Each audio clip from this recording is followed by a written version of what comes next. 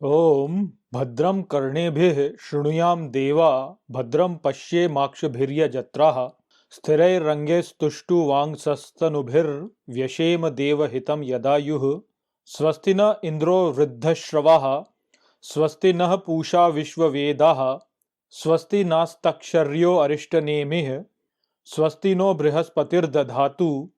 ओम शांतिः शांतिः शांतिः। ओम कल्याणकारी कानों से सुने हे देवताओं, देखें नेत्रों से पूजा करने योग्य, स्थिर अंगों से स्तुति गान करने की तन में आशा करें देवहित द्वारा जो आयु है। कुशल हमें इंद्र तीव्रता के स्वामी, कुशल हमें पूषण विश्व के ज्ञाता, कुशल हमें ताक्षर्य सुरक्षा चक्र, कुशल दो हमें बृहस्पति। ओम शांति शांति शांति। ओम नमः परमात्मने हरि ओम। प्रथम प्रश्न। तस्मै सहोवाच प्रजाकामो वै प्रजापतिः स तपो अतप्यत स तपस्तप्त्वा स मिथुनम उत्पादयते रयिं च प्राणं चेत्येतो मे बहुधा प्रजाः करिष्यत इति। उसके लिए वह बोला, प्रजा की कामना से उस प्रजापति ने तपस्या की, तप ने तप्त होकर के मिथुन का उत्पादन किया, रई और प्राण, और ऐसे ये दोनों मेरी बहुत सी संतान करेंगे। व्याख्या। कबंधी कात्यायन के प्रश्न का उत्तर देते हुए भगवान पिप्पलाद ने यह कहा कि प्रजा की कामना से प्रजापति ने तपस्या की, उस तप ने तप्त होकर के मिथुन अर्थात जोड़े का उत्पादन किया। यह मिथुन रई और प्राण का जोड़ा था और प्रजापति ने इसका उत्पादन इस उद्देश्य से किया कि ये दोनों एक दूसरे से मिलन द्वारा बहुत सी संतान उत्पन्न करेंगे। यहाँ रई स्थूल पदार्थ अर्थात द्रव्य है और प्राण उस स्थूल पदार्थ को चलाने वाला है। इस विचार को यदि और व्यापक स्तर पर समझा जाए तो रई यहाँ भोग्य वस्तु है तथा प्राण उसे भोगने वाला है। इससे भी और गहरे में उतरना हो तो प्राण दृष्टि देने वाला है तथा रई उस दृष्टि से उत्पन्न सृष्टि है। इसी विचार को दूसरे शब्दों में ऐसे भी कहा जा सकता है कि प्राण प्रकाशक है तथा रई उस प्रकाशन का विमर्शन है। अनुभव के होने के लिए प्रकाश तथा विमर्श दोनों ही की आवश्यकता होती है। यदि प्रकाश को बाहर की ओर प्रक्षेपित किया जाए किंतु उसे विमर्शित करने के लिए कुछ वस्तु न हो तो अनुभव का अभाव होगा। ठीक इसी प्रकार से यदि विमर्शित करने के लिए कुछ वस्तु हो किंतु उसे प्रकाशित करने के लिए प्रकाश ही न हो तो पुनः अनुभव का अभाव होगा। जैसे किसी वाहन के इंजन में यदि प्राण न फूके जाएं तो एक्सीलरेटर, ब्रेक आदि सब होने पर भी वाहन कोई प्रतिक्रिया नहीं करता, उसी प्रकार जब जीव के शरीर में प्राण नहीं होंगे तो शरीर में सभी इंद्रियों के होने पर भी जीव को कुछ अनुभव नहीं होगा। ठीक जिस प्रकार से यदि वाहन में प्राण डालने वाले ईंधन को बाहर ही प्रज्वलित कर दिया जाए तो वाहन कोई प्रतिक्रिया नहीं करता, उसी प्रकार यदि प्राण को प्रवेश करने के लिए कोई शरीर ही न हो तो भी जीव को कोई अनुभव नहीं होगा। संसार में उपस्थित सभी क्रियामान इकाइयों को क्रिया करने के लिए प्राण भी चाहिए और एक स्थूल शरीर भी चाहिए। आदित्यो हवै प्राणो रयिरेव चंद्रमा रयिर्वा एतत् सर्वं यन्मूर्तं च मूर्तं च तस्मात् मूर्तिरेव रयिः। क्योंकि आदित्य ही प्राण है तथा रयि ही चंद्रमा है या रयि ये सब जो प्रकट है और अप्रकट है, इसलिए प्रकट रयि ही है। अथादित्य उदयंत प्राचीं दिशं प्रविशति तेन प्राच्यान् प्राणान् रश्मिषु सन्निधत्ते यद दक्षिणां यद प्रतीचीं यद उदीचीं यत अधो यद ऊर्ध्वं यद अंतरा दिशो यत सर्वं प्रकाशयति तेन सर्वान् प्राणान् रश्मिषु सन्निधत्ते। अब आदित्य उदय होकर पूर्व दिशा में प्रवेश करता है। उसके द्वारा पूर्व में प्राण रश्मियों में साथ नीचे उतरता है। व्याख्या।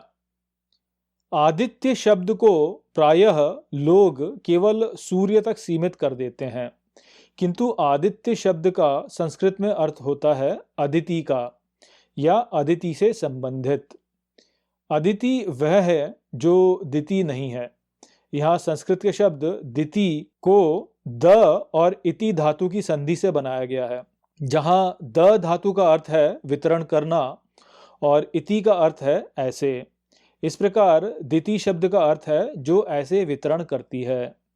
वितरण से यहाँ आशय विविधता के बोध का वितरण है, अर्थात वह शक्ति जो हमें वस्तुओं में विविधता का बोध कराती है तथा हमारे शरीर से तादात्म्य करवा देती है, वह दिति है।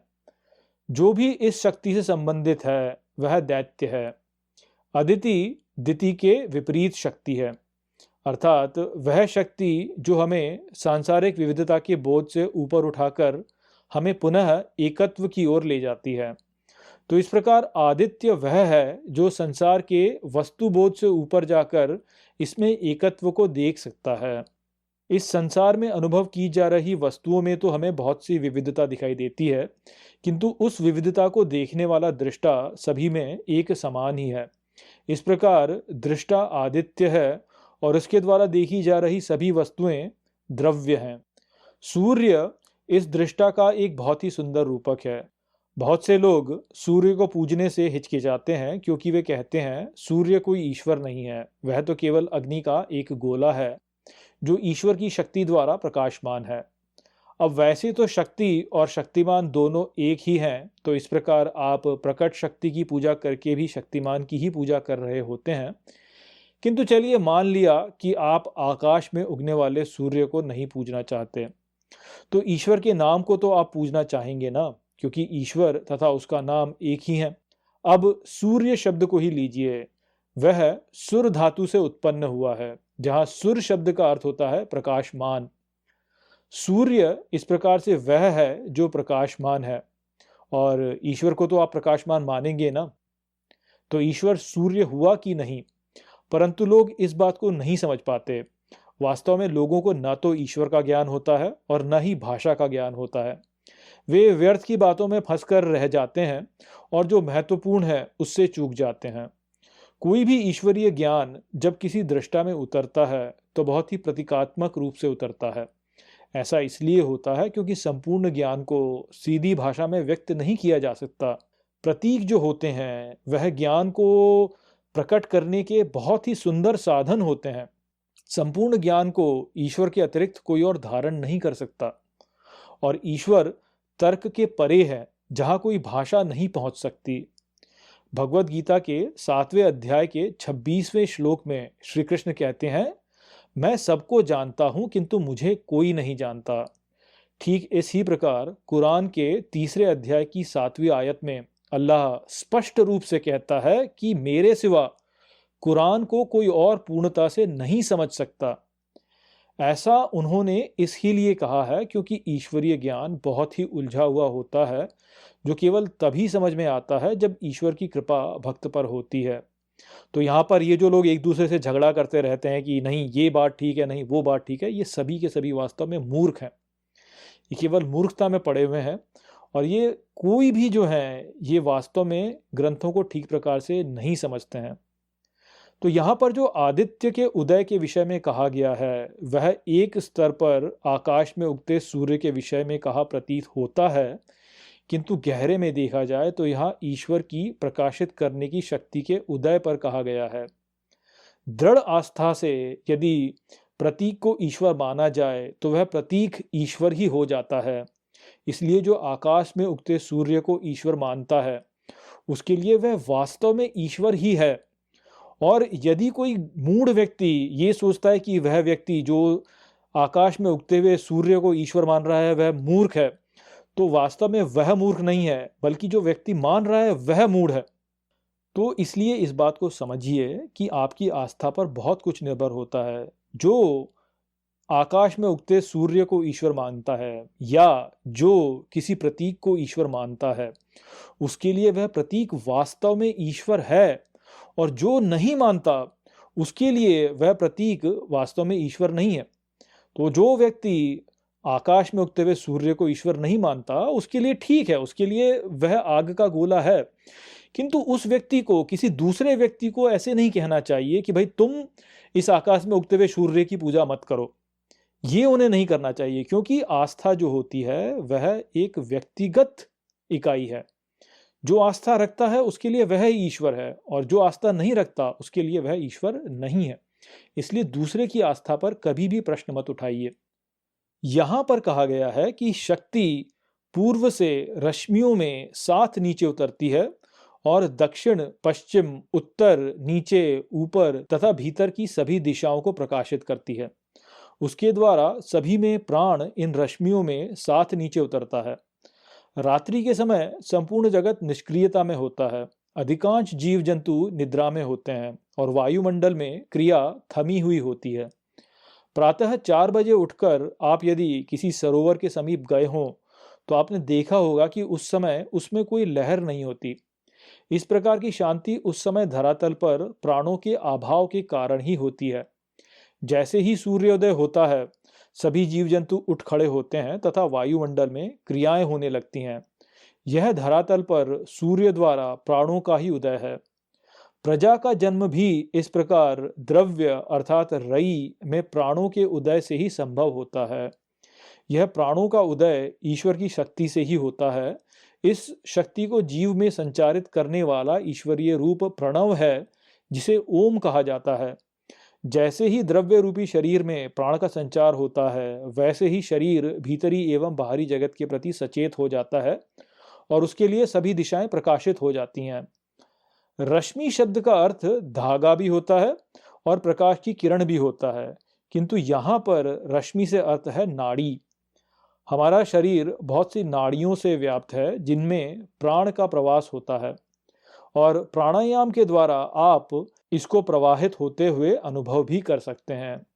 जब ईश्वर हमारे शरीर में प्राण संचालित करते हैं तो वह इन नाड़ियों के द्वारा ही सक्रिय होता है और हम में तब वह उतर जाता है या प्रवेश कर जाता है। ओम भद्रम कर्णेभिः शृणुयाम देवा भद्रम पश्येमाक्षभिर्यजत्राः स्थिरैरङ्गैस्तुष्टुवांसस्तनुभिर्व्यशेम देवहितं यदायुः स्वस्ति न इन्द्रो वृद्धश्रवाः स्वस्ति नः पूषा विश्ववेदाः स्वस्ति नास्तक्षर्यो अरिष्टनेमिः स्वस्ति नो बृहस्पतिर्दधातु। ओम शांतिः शांतिः शांतिः।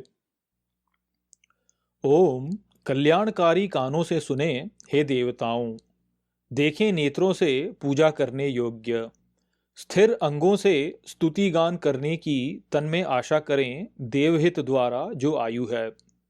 कुशल हमें इंद्र तीव्रता के स्वामी, कुशल हमें पूषण विश्व के ज्ञाता, कुशल हमें ताक्षर्य सुरक्षा चक्र, कुशल दो हमें बृहस्पति। ओम शांति शांति शांति।